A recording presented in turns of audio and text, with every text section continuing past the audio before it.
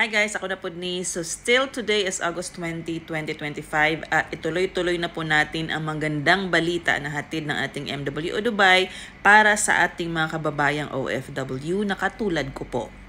Kung kayo po ay aktibo na miyembro ng OWA, magkakaroon na po kayo ng pagkakataong kunin ang inyong mga OWA e-card sa ating MWO Dubai po mismo. Yes, you heard it right. Para lamang po ito sa mga active na members or may active membership po ng OWA.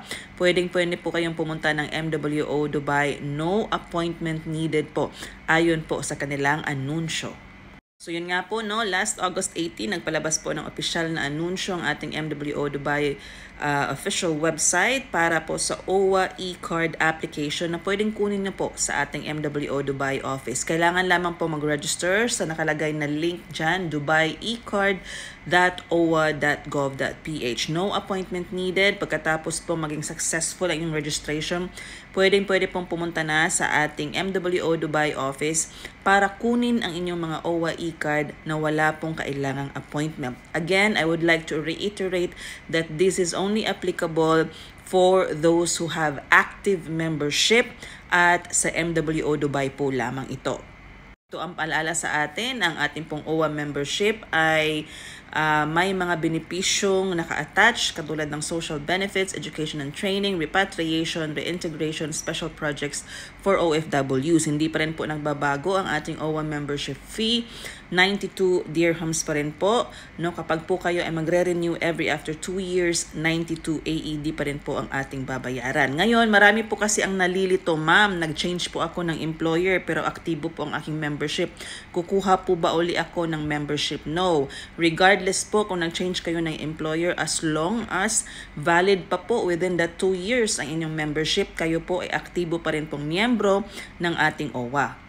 Now, doon naman po sa gustong magpamiyembro ng ating OWA, no? Gustong magpa-member or gustong mag-renew ng kanilang OWA and you decided na dito sa MWO Dubai kukuha ng membership at kukuha ng renewal, pwede po kayong pumunta sa MWO Dubai pero nangangailangan po ito ng appointment. Mayroon pong sariling appointment system ang ating OWA at dito po na link po ito tayo kukuha ng appointment slot. Ipa-flash ko din po dito kung ano po ang makakailanganin na mga requirements bago po kayo kumuha ng appointment. Make sure po na lahat ng requirements na nabanggit ay dala-dala po ninyo kapag po kayo ay pupunta either for membership or for renewal.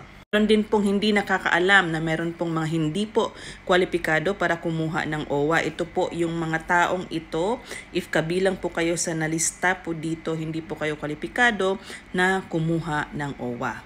Para din po sa mga hindi nakakaalam, pwede din po tayong kumuha ng ating membership or mag-renew ng ating OWA sa Pilipinas po mismo. Meron po tayong mga OWA or DMW counters sa ating mga Philippine airports at meron din po tayo mga DMW offices or OWA offices naman po sa kanya-kanya ating probinsya. Pwede po tayong pumunta doon kapag po tayo ay magbabakasyon sa Pilipinas. So yun lamang po. For more information about this announcement, you can easily go to our MWO Dubai official website at kayo po ay i-habit nyo pong pumunta po doon, no, para po makita ninyo ang mga karagdagang updates, ano po ba ang mga bago at ano po mga balita, especially po sa ating mga travel requirements as an OFW. So yun lamang po. Hope you can share this video and I hope this information helps.